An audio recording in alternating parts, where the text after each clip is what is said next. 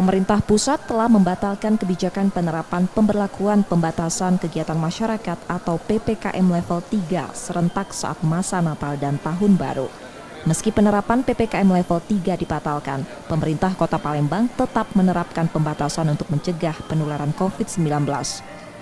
Sejumlah aturan pembatasan antara lain pelarangan seluruh jenis perayaan Tahun Baru di hotel, pusat perbelanjaan, mal, tempat wisata, dan tempat keramaian umum lainnya.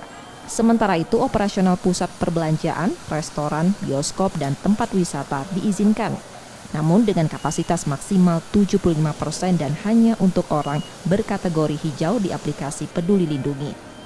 Sementara acara sosial budaya dan kerumunan masyarakat diizinkan berjumlah maksimal 50 orang.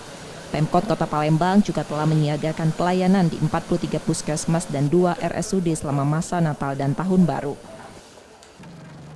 Apapun sebenarnya levelnya, kita tetap harus waspada, terutama saat ini pandemi COVID-19 belum berlalu. Jadi masker, jaga jarak, cuci tangan itu tetap harus kita betul-betul tegakkan di tengah masyarakat. Dan juga pembatasan-pembatasan yang memang sudah kita laksanakan ya. Misalnya contohnya sekarang kan di mal-mal atau di tempat-tempat keramaian selalu ada aplikasi wajib lindungi. Itu kan juga untuk memastikan bahwa warga yang hadir itu memang betul-betul sudah menggunakan masker, sudah vaksin dan sebagainya.